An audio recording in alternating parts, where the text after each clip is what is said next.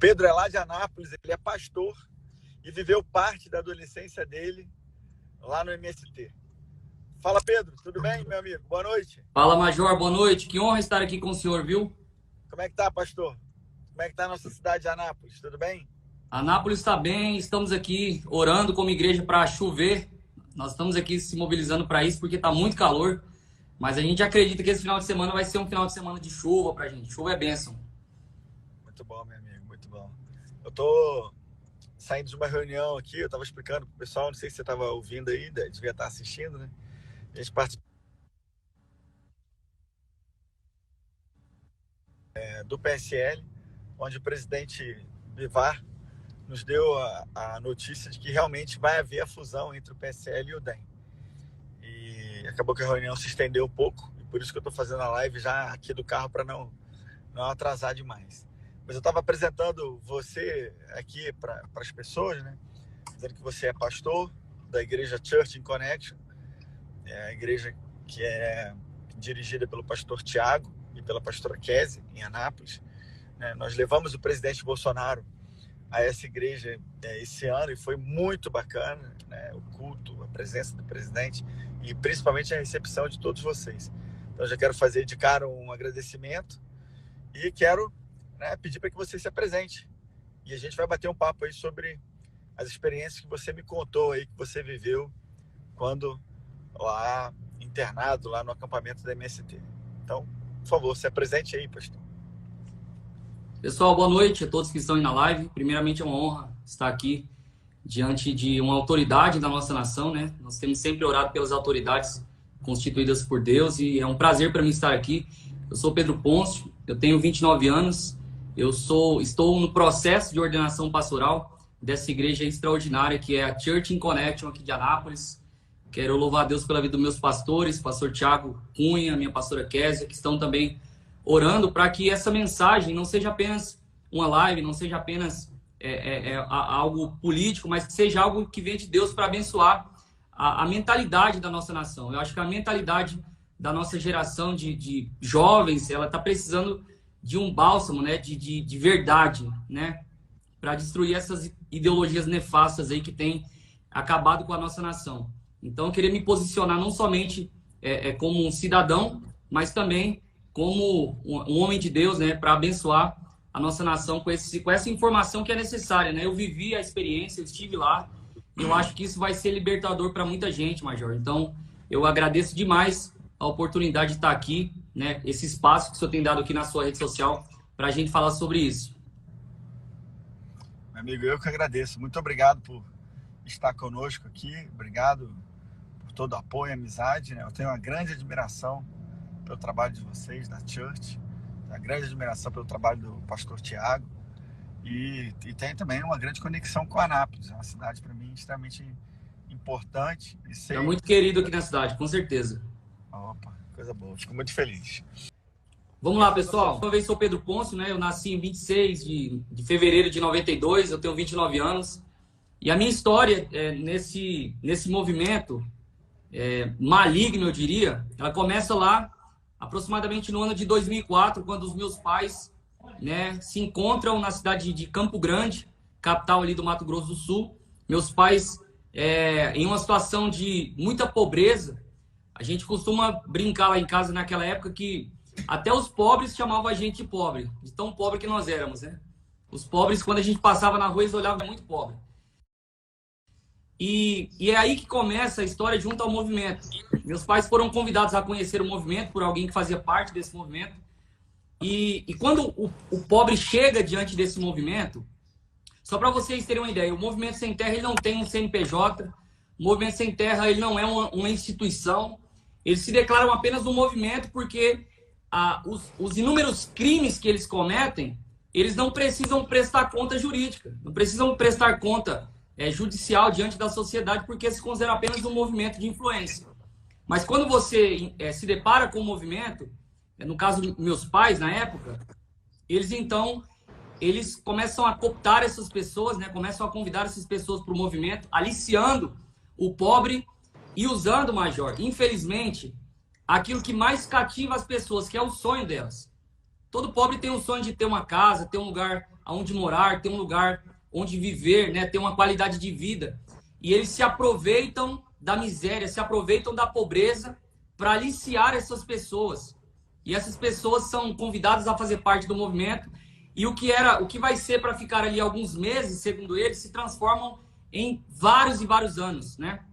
A proposta é o seguinte, eles vendem essa ideologia como uma pauta institucional, dizendo que existem margens na lei ali para você interpretar que quem está na área de miséria tem direito a um pedaço de terra e tal. É tudo muito bonito no papel. É a típica ideia comunista, né? Onde tudo no papel é perfeito, tudo no papel é lindo, só que eles não partem do pressuposto de que existe uma roubalheira, uma corrupção muito grande nesses movimentos. Então, quando você chega ali no movimento, você é captado por essa esperança, né? Eles sugam ali a esperança do pobre e eles dizem para você, olha, nós vamos te dar um pedaço de lona e você vai fazer ali uma barraca de lona para você ficar algumas semanas, alguns meses, porque a terra já está saindo. E você ali na expectativa de realizar um sonho, você vai para ali e ali você vai ver uma cidade de lona. Geralmente é onde eles invadiram, de um fazendeiro, daquilo que eles chamam de grande latifundiário, né? Que são os grandes donos de terra. E aí eles pegam muito na questão dessa ideologia nefasta da luta de classes. Então, o fazendeiro é o opressor, né? Aquele que gera renda para o Estado, aquele que gera riqueza para a nossa nação, é o opressor, e você tem o oprimido, que é qualquer pessoa que seja pobre. Então, existe essa luta do opressor contra o oprimido. Você invade fazenda, destrói tratores, destrói plantação, tudo em nome de uma causa maior que eles começam a vender. Então, você entra na expectativa de pegar a terra em alguns meses, 3 meses, geralmente. Mas o que é para ser 3 meses, no caso da minha família, se tornou 3 meses, 6 meses, 1 ano, 2 anos, 3 anos, 6 anos, 10 anos, você vivendo em condições precárias, né? Você entra para viver na lona, não existe nem as necessidades básicas para você ser um ser humano. O mínimo de dignidade que um ser humano precisa para sobreviver é uma higiene básica. Lá não tem isso, não tem energia elétrica, não tem água encanada, banheiro é um buraco no chão, muitas vezes no meio do mato, e ali você começa a entrar nesse ambiente onde você chega com a expectativa de realizar um sonho, mas você começa a ser doutrinado. E aqui eu estou falando ainda dos meus pais, né, de pessoas adultas. O que eles gostam de chamar de leigos. Eles pegam a população leiga. Meu pai, por exemplo, estudou até a 3ª série. Minha mãe estudou há muito tempo atrás, nem terminou o ensino médio, o ensino fundamental, aliás. Então, olha só, eles se apropriam dessas pessoas que estão, de alguma forma, marginalizadas na cidade, que tem ali uma carência, né, econômica, e eles começam agora a levar para esses lugares e começam agora a plantar as ideologias. E aí que começa. Eles dizem assim, olha, nós vamos preparar vocês para receber a terra e trabalhar na terra de forma coletiva. E essa palavra coletiva é justamente o comunismo. Eles começam a implantar as ideologias, as guerras de classe, começam a jogar o rico contra o pobre, começam a jogar a mulher contra o homem contra a mulher, e começam esse processo aonde, durante o processo onde você não tem a terra, o que acontece, Major? Você vai se tornar massa de manobra política na mão do PT. Aqui é o grande ponto, né?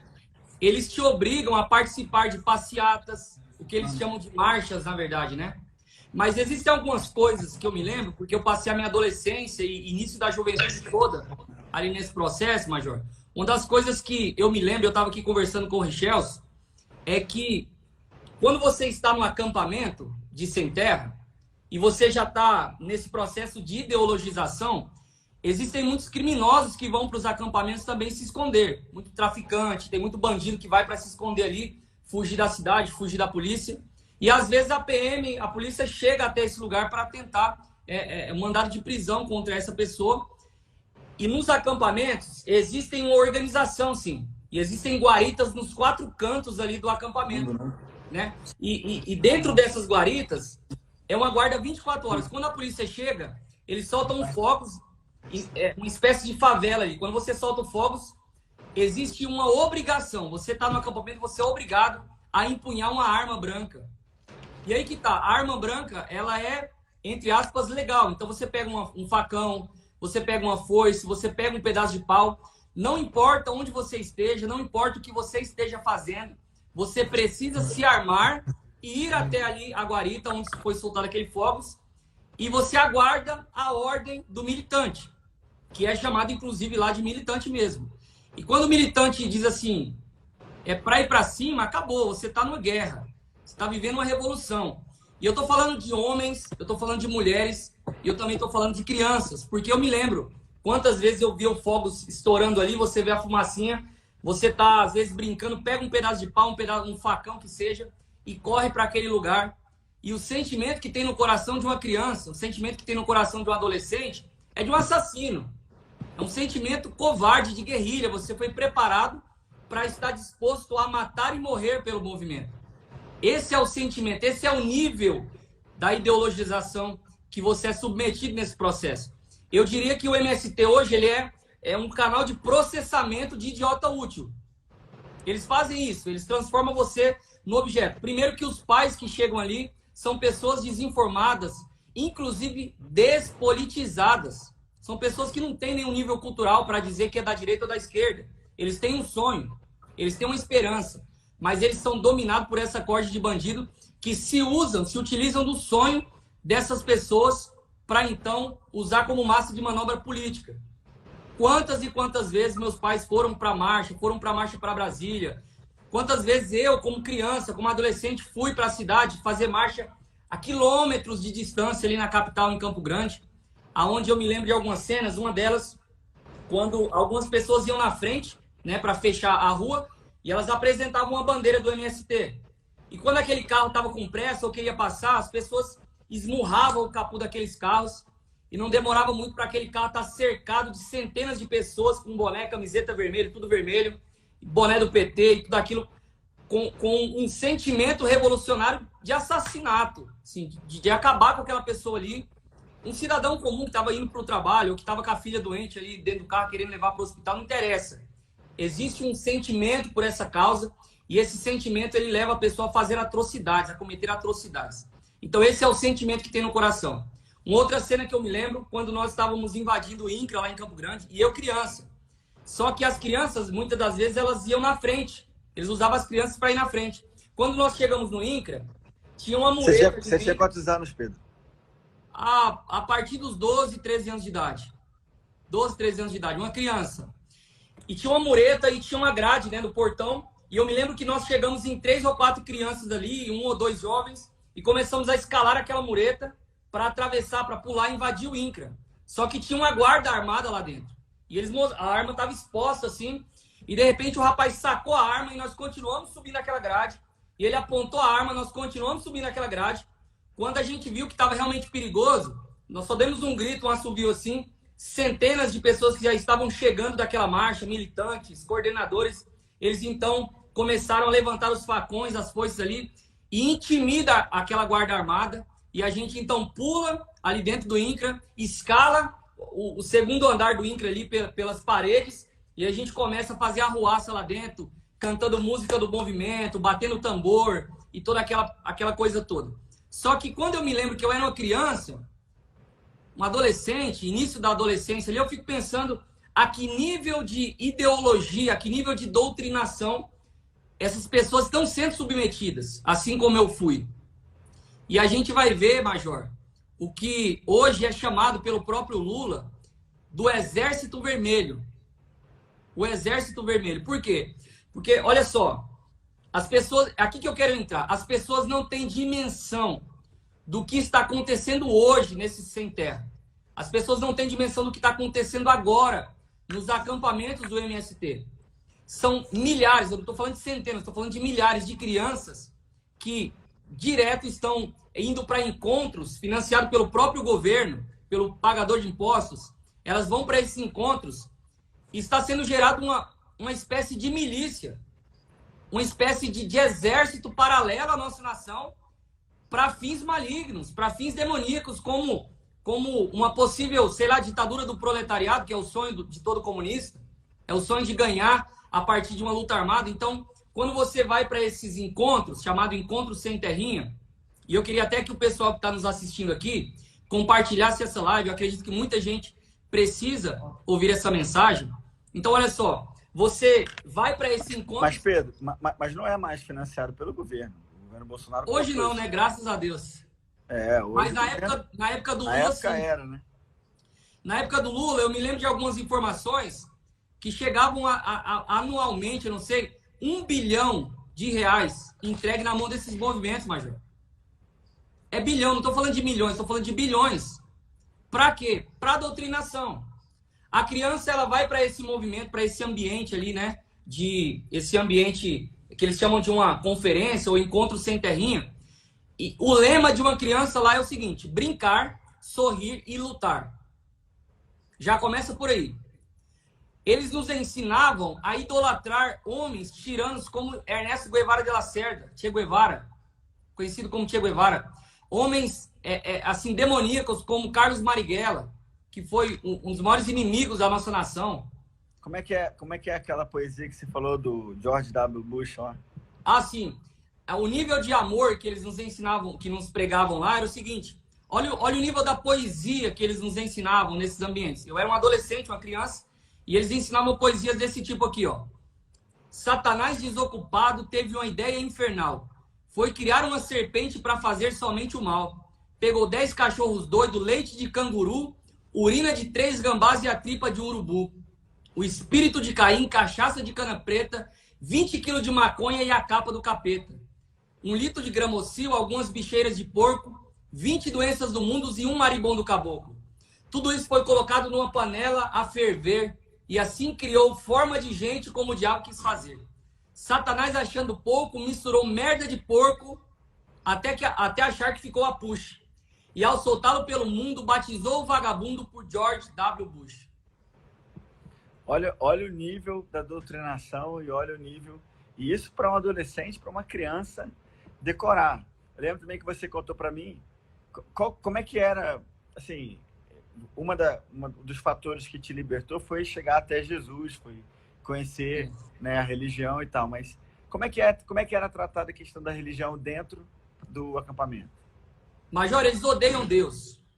A maior definição que eu posso dar do MST aqui e dessa ideologia petista, esquerdista, porque é uma corja só, né? PSOL ali, PT, é tudo uma coisa só. É tudo fachada, farinha do mesmo saco. Mas eles odeiam Deus a ponto de, quando eu cheguei no acampamento, eu venho de uma família cristã, pelo menos minha mãe, mulher de Deus, né, me ensinou o caminho do evangelho ali a partir dos 7 anos de idade. E eu cheguei ali com 12 anos de idade e eu comecei a me misturar no meio da militância. E a conversa em que eles conversavam ali, diante da liderança, era o seguinte: se você acredita em Deus, você é burro. Se você acredita em Deus, você é um ignorante que precisa acreditar em um ser superior para explicar os fenômenos da natureza, os acidentes, né, biológicos que acontecem e tudo mais. Eles abominam a ideia de Deus, eles não têm nenhum respeito pela pessoa de Jesus, a ponto de, algumas vezes, alguns pastores irem para o acampamento tentar fazer um culto. E eles esconderem o gerador de energia, que muitas vezes era usado tanto para a igreja católica, quanto para o espírita, quanto para o evangélico ali. Quando era a vez do crente, eles escondiam o gerador, eles cancelavam a reunião, eles faziam de tudo, porque eles odeiam Jesus, eles odeiam Deus, eles odeiam a família, eles odeiam todos os valores judaico-cristãos que nós carregamos: pátria, família, amor ao próximo. E hoje, Major, quando você começa a sair desse ambiente, né? Eu costumo até brincar que quem me libertou foi isso aqui, ó. Depois de Cristo, Carteira Nacional de Trabalho foi quem me libertou para eu começar a trabalhar, para eu começar a produzir, gerar riqueza para a minha nação. Mas eu me lembro que nesse ambiente, e hoje estudando um pouco mais sobre isso, eu vejo o quanto está escancarado, né, o desprezo pelos nossos valores hoje. Existem pautas em diversos lugares hoje na política, na Câmara, onde eles estão falando abertamente sobre destruir a família. Está todo mundo muito impressionado com né, o testemunho. E o que me impressionou foi você ter conseguido sair de lá, né? Deus que te salvou, a religião que te salvou, né? E eu fico triste com as milhares e milhares de crianças e adolescentes que ainda se encontram lá, e das pessoas que estão sendo enganadas e que também se encontram lá. né? Mas continua falando aí, Pedro. São centenas de milhares, Major. São centenas de milhares de crianças que nasceram no movimento. É isso que é importante lembrar. O movimento ele é antigo. Ele nasceu lá. Na verdade, o movimento ele é, inclusive, anterior ao PT, né? Depois ele se une ao PT, lá em 80, aproximadamente, quando eles começam a se unir ali para gerar essa força maior que dominou nossa nação por muito tempo. Agora, o mais incrível é que hoje, Major, eu tive um encontro profundo com Cristo depois que eu saí desse movimento. Mas uma coisa que me marca muito é me lembrar o quanto hoje eu estou no prejuízo diante daquilo que eles me doutrinaram. Porque, olha só, eu cheguei na cidade com aproximadamente 17 para 18 anos de idade. Eu não sabia o que era vestibular. Eu nunca tinha ouvido a palavra vestibular na minha vida. Eu não sabia o que era faculdade, universidade, para quê? Eu não fazia ideia do que seria do meu futuro. Porque essas crianças, elas são ensinadas que o futuro delas é serem guerrilheiros em favor do PT. É serem revolucionários em favor da causa, que é o MST. Essa galera está toda alienada, né? O grande ídolo, que inclusive, eu não sei como chegou a esse ponto de ser colocado como patrono da nossa educação, Paulo Freire, é um ídolo para nós. Paulo Freire, naquela época, era um semideus. E quando você vai estudar essa metodologia, né, a pedagogia do oprimido, do Paulo Freire, quando você vai se informar sobre isso, você vai entender o que aconteceu comigo e o que acontece com muita gente, com muitos jovens que saem de lá. Porque Paulo Freire, ele defendia o construtivismo. E a ideia do construtivismo é o quê? É que o aluno, ele deve construir o conhecimento junto com o professor. E que aparentemente é uma ideia muito linda, muito bonita.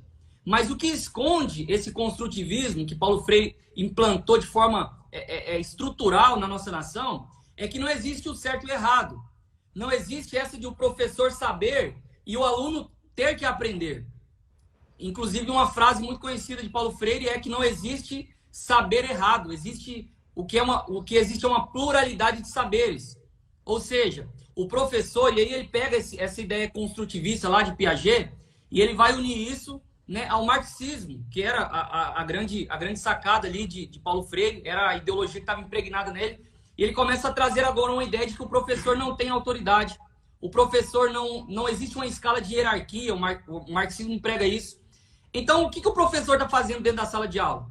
Se todo saber é saber, se não existe o certo e o errado, se não existe aquilo que o professor deve compartilhar com o aluno, o que Paulo Freire chamava de depósito bancário, né? A ideia de que o professor ele apenas deposita o conhecimento no aluno e que, na verdade, Paulo Freire vai defender o quê? Ele vai dizer que a escola deve ser usada para a doutrinação e para fins revolucionários. O Paulo Freire ele é totalmente contra a ideia de educação nos moldes que nós acreditamos, né? Na educação, na transferência de conhecimento, na transferência de saber. Paulo Freire ele defendia que o aluno ele deve estar na sala de aula porque o Estado tem que trazer para ele uma consciência crítica, revolucionária. Mas que crítica é essa? Você vai aprender a palavra tijolo. E aí a palavra tijolo, de onde veio o tijolo? Para construir uma casa. E para que construir uma casa? Quem é que constrói? O pedreiro. E aí, de repente, você está começando a falar sobre o salário do pedreiro, o quanto o patrão oprime o pedreiro. Então, é esse tipo de conhecimento que existem também nas escolas, nos assentamentos. É importante lembrar, não existe educação de qualidade. Não existe a possibilidade de um jovem sair do MST hoje e ele ingressar numa escola e ele conseguir passar de ano. Porque ele está totalmente doutrinado e ideologizado. Deixa eu fazer uma pergunta, Pedro. E sobre a questão de armas? Como é que era? Assim, tinha arma lá dentro? Era questão de facões e tal? Ou tinha arma de fogo? Eles colocavam... Tinha algum grupo que fazia segurança? Como é que era essa questão? Então, eu não posso falar sobre todos os acampamentos, mas eu vou falar do meu, certo? Meu acampamento foi o Osiel Alves Teixeira, lá na região de Campo Grande, Mato Grosso do Sul, naquela época de 2000, 2004. Nesse acampamento, acontece o seguinte, como eu disse, muitas pessoas saíam da marginalidade da cidade e elas se escondiam nesses movimentos. Muitos traficantes tinham ali, muito bandido, muito foragido da polícia, assassino, tinha gente de todo tipo. É claro, eu preciso deixar isso claro, que havia muita gente de boa índole também, havia muita gente, só que leiga, despolitizada, pessoas de idade, pessoas que foram na expectativa de um sonho. Mas você encontrava bandido para todo lado ali no movimento. Você encontrava essas pessoas lá e com certeza já vi arma de fogo, já vi espingarda, já vi revólver, gente fumando maconha, droga para todo lado. Existe, isso aí existia, com certeza, né? É claro que uma vez ou outra ali, quando a PM chegava com uma busca e apreensão em alguém, eles até entregavam essa pessoa para a PM, né? Como se estivesse fazendo um benefício ali para o acampamento, mas muitos e muitos militantes eram bandidos que saíam da cidade e encontravam âncora nesse movimento. Inclusive, muitos deles estão por aí hoje queimando estátua, fazendo arruaça. Eu me orgulho em saber que o cristianismo, Jesus me devolveu dignidade, porque senão, Major, hoje era para eu estar aí cagando em foto de Bolsonaro na praça, era para eu estar expondo o meu corpo, sabe lá Deus, a que nível de bestialidade era para eu estar realizando hoje, em nome dessa ideologia demoníaca, em nome dessa ideologia nefasta. Eu me orgulho em saber hoje que eu sou um trabalhador, eu sou conservador, eu sou de direita, eu defendo aquilo que o nosso presidente tem defendido com afinco, com unhas e dentes, defendo a família, sou contra aborto, sou contra essa maldita ideologia de gênero que está vindo para destruir a base. E até falando disso, eu acho muito importante mencionar também que nos governos PT e Dilma, você vai ver que a maior parte dos 100 bilhões que eram investidos na educação, que eles sempre se orgulharam de dizer, né? Hoje aqui no Brasil a gente investe em educação, são 100 bilhões. Esse dinheiro não vai para a base, Major. Esse dinheiro não vai para a alfabetização, não vai para a creche, não vai para a escola primária. Esse dinheiro vai para as universidades, para formar professor de história maconheiro, para formar aluno ideológico que fica queimando estátua, queimando pneu, fazendo arruaça, fazendo eventos, financiando projetos. Eu até pesquisando, anotei algumas coisas aqui sobre o tipo de pesquisa que eles aprovam nas universidades. E o tipo de pesquisa que eles aprovam existe sexo em um sapato? É o tipo de pesquisa que eles financiam. Existe a prática oral entre homens dentro de uma estação de trem. É esse tipo de pesquisa que é financiado nas universidades com o nosso dinheiro. Por onde andam os gogoboys de Juiz de Fora? A relativização da pedofilia. São essas pautas que hoje têm comido o cérebro da nossa geração de jovens e adolescentes. Isso me entristece muito. É uma batalha que nós precisamos, é uma pauta, deputado, que eu louvo a Deus pela sua vida, por você estar comprando essa briga. Porque nós precisamos, né, junto aí a pessoas onde Deus tem levantado, como o Nicolas Ferreira, que é um jovem, né, de direita, conservador, que tem brigado por isso, que tem batido em feminista para todo lado, mas que, na verdade, é uma pauta necessária. Eu agradeço muito porque é uma pauta necessária. A gente precisa falar dessa geração que está vindo. Porque homens como o senhor, como o nosso presidente, como o Bequices, como a Carla Zambelli, pessoas que hoje nos inspiram, vocês estão fazendo a sua parte. Mas como é que está vindo a nossa geração aí? Como é que está vindo a nossa base? Como é que está vindo os futuros vereadores, futuros deputados, futuros presidentes? Como está vindo essa geração? Qual é a mentalidade que existe hoje no Brasil? E a gente vai ver que durante muitos e muitos anos, essas ideologias têm destruído o cérebro desses jovens, né? Os novos professores que nós temos hoje vieram dessa onda de ideologia, Paulo Freire, marxista, petista, esquerdista, e a gente está colhendo os frutos disso. E a gente precisa realmente gritar para o mundo hoje que nós acreditamos que a nossa nação é uma nação conservadora. A nossa nação acredita nos valores cristãos. A nossa nação, ela acredita na família. Nós vamos defender isso com unhas e dentes. Se eu matava e morria pelo PT, pelo MST, hoje eu estou disposto a morrer por essa causa, que primeiramente é o evangelho e segundamente é defender os valores da nossa nação. Pedro, eu vou dizer o seguinte, depois que eu conversei com você, depois dessa live em particular, eu quero dizer para todos vocês, tem muitas pessoas pedindo aqui para que ela fique gravada. Nós vamos deixar, claro, ela gravada aqui na minha página. Eu peço que você compartilhe, pegue o link, né? Você que está nos assistindo, manda para todos os seus amigos. É importante que todos assistam isso aqui, porque, lógico, nós, né, temos aqui já o nosso presidente abriu os olhos do Brasil para tudo aquilo que o PT, que os partidos de esquerda, PSOL, PCdoB e tantos outros aí fizeram quando estiveram no governo, mano, financiando ditaduras socialistas no exterior, montando um esquema criminoso para angariar apoio político aqui na Câmara dos Deputados através de propina, né? Roubando. dinheiro, desviando dinheiro das nossas estatais, acabando com as estatais que antes eram, né, verdadeiros monstros, né, de tamanho, de fontes de corrupção, que hoje dão lucro em função da escolha técnica do presidente, do nosso presidente Bolsonaro, para a condução dessas empresas e dos ministérios.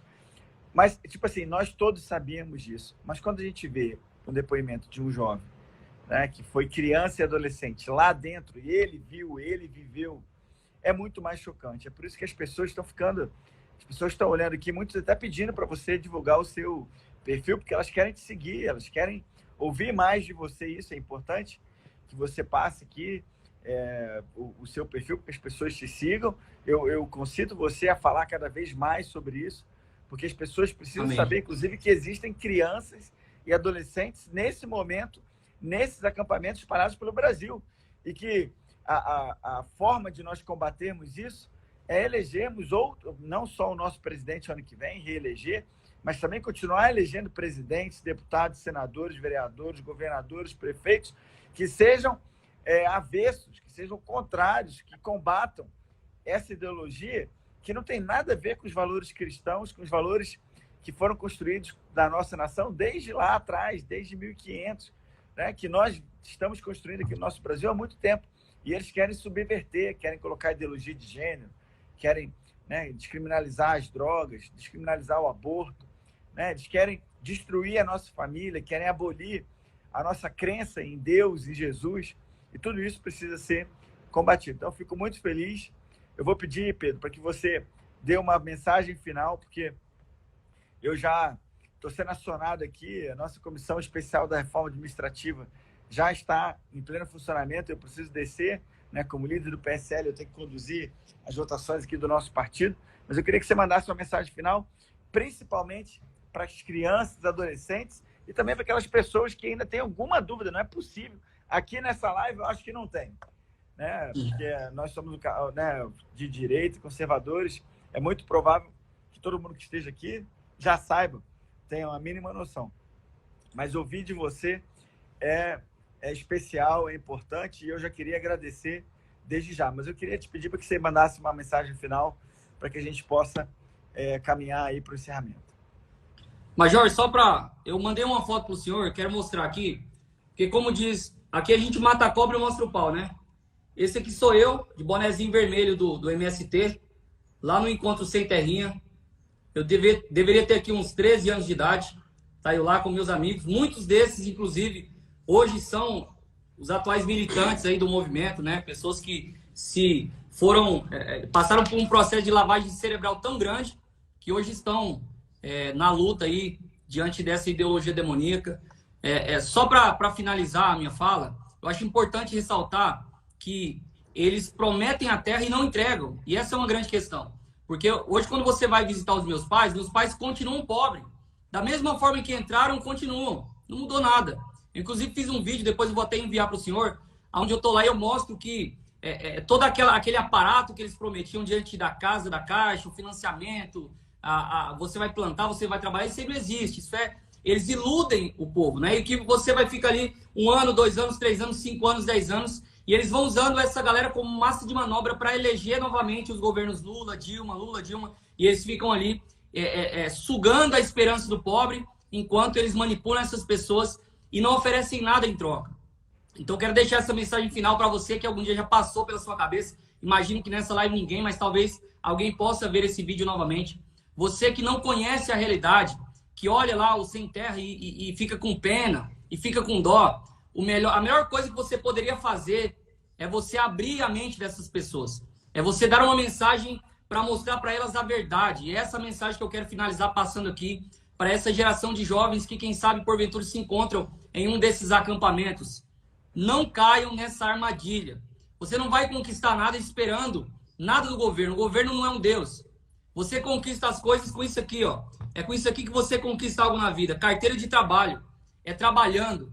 É você conquistando. Hoje eu tenho a minha casa, hoje eu tenho um carro, hoje eu tenho uma família, tenho minha esposa, eu casei, eu tenho uma profissão. Hoje, pela graça de Jesus, eu sou professor, eu ensino teologia, né? Tanto fisicamente, quando eu tenho um curso digital também, onde eu estou ensinando pessoas a conhecerem, interpretarem a Bíblia, a conhecerem a Deus. pessoal que pediu minhas redes sociais, @PedroPôncio_Fire, Pedro Pôncio Fire. Me segue lá, vamos falar sobre isso. Eu acredito que essa oportunidade que o Senhor me deu foi um despertamento para eu começar a falar sobre isso. Por muito tempo eu ignorei, por muito tempo eu me calei, eu até reprimi muita coisa, porque não é fácil você viver na pele. Você se lembrar que você foi lesado por uma ideologia demoníaca como essa, que você foi atrasado no seu futuro diante daquilo que fizeram com você, dessa manipulação, dessa lavagem cerebral. Mas graças a Deus, a Jesus Cristo, que me libertou, a palavra dele me libertou. E eu quero mandar uma mensagem para você, jovem, para você que se considera de esquerda. Eu acho que o jovem ele é atraído por esses movimentos porque ele quer ter uma causa pela qual viver. Eu vou dizer para você, a família é a causa pela qual você deve viver. Eu vou dizer para você, o Evangelho de Cristo é a causa maior sobre qual um ser humano deve viver. Porque se trata daquilo que são os nossos valores, aquilo que nós acreditamos. Então esqueça que essa utopia comunista, essa utopia socialista, essa utopia camponesa do MST vai trazer dignidade, porque na verdade eles prometem dignidade, mas eles roubam cada gota de dignidade de um ser humano. Isso eu vivi na prática, isso eu vi os meus pais viverem na prática, inclusive hoje, eu ajudo meus pais financeiramente, Major, porque realmente o assentamento ele se torna um deserto, um cemitério de pessoas que morreram ali, pobres, morreram ali, às vezes muitos alcoólatras também foram para aquele lugar e morreram ali sem uma estrutura, sem realizar um sonho. Então essa é a mensagem que eu quero deixar para vocês. Eu me comprometo a falar mais sobre isso, a gravar algum tipo de material. Então você que quer me seguir, Pedro Pôncio Fire, a gente se vê lá no meu Instagram. Mais uma vez, Major, Deus abençoe, muito obrigado pela oportunidade. Quero agradecer ao meu pastor Thiago, né? Minha pastora Kézia, o Richelson também, que foi o ponto de contato aí para a gente se conhecer. E louvar a Deus por tudo isso que está acontecendo aqui, pela oportunidade que eu estou tendo. Pedro, eu quero te parabenizar, quero te cumprimentar. Primeiro por ter conseguido se libertar dessa prisão que era o MST para você. E você é uma criança, um adolescente, conseguiu encontrar Jesus e partir disso. Graças a Deus, vamos agradecer a Deus Amém. Pela sua vida, pela sua liberdade. Então, parabéns para você por isso. Parabéns também para você por ter coragem de vir aqui conosco e dar o seu testemunho, que você consiga falar cada vez mais e mais, que você seja um porta-voz para abrir os olhos das pessoas em relação ao perigo que representa a esquerda no Brasil e no mundo. Mas você é a testemunha viva disso. Então você tem que falar assim, você tem que dar testemunho, você tem que mostrar para as pessoas. Talvez essa tenha sido até a sua missão. Talvez Deus tenha permitido que você vivesse isso para que outros não possam viver.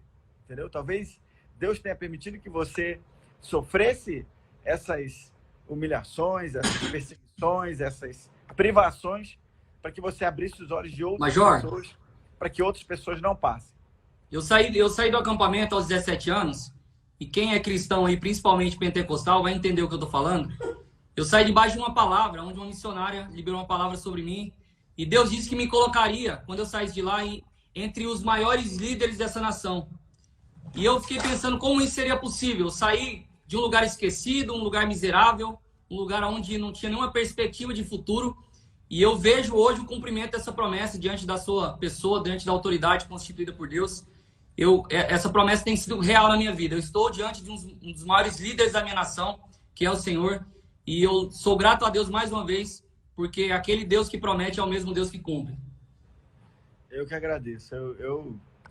Para mim, na verdade, pode ter certeza que a honra maior foi ter te conhecido lá naquele jantar, junto com os demais pastores, né? E agora a gente conversou naquela oportunidade, eu falei que faria a live, né? Que você ficaria muito feliz se você, né, pudesse nos honrar com esse testemunho, e você fez, você abriu seu coração aqui. Tenho certeza que muitas pessoas vão te seguir, como estão falando aqui agora, e que você vai ter a oportunidade de falar cada vez mais, de expor, de explicar, de aprofundar. É até bom que a gente não prolongue demais a live, para que as pessoas se interessem de ir te buscar, tá certo? E vamos proteger a nossa bandeira sempre, porque ela jamais será vermelha. Nossa bandeira jamais. Inclusive, pessoal, deixa eu justificar aqui. A galera tava brincando comigo ali, Pedro, você vai falar mal do MST lá, do teu passado, e o teu perfil no Instagram tá vermelho. Mais uma coisa para vocês saberem. A cor vermelha não tem, o PT não tem patente sobre a cor vermelha. A cor vermelha representa o sangue de Jesus Cristo. É por isso que tá vermelho minha corzinha lá. Mas ela representa o sangue de Cristo. A nossa bandeira é essa daqui, bandeira da nossa nação. Brasil acima de tudo. E Deus acima de todos, meu amigo. Amém. Ó, um grande abraço. Fica com Deus. Abraço, Major. A gente vai se encontrar várias vezes aí, com certeza, em Anápolis. Tá, um abraço para minha cidade de Anápolis. Um abraço aí para todos vocês que nos acompanharam até agora. Compartilha essa live, comenta, né? Manda aí para os seus familiares, amigos, porque todos os brasileiros precisam saber disso aqui, precisam seguir o Ponço para ter mais informações. Um abraço, minha melhor. Deus abençoe, pessoal. Um abraço para toda a Church in Connection que está online com a gente aí também. Um abraço. Um abraço. Valeu, até mais, Pedro. Valeu.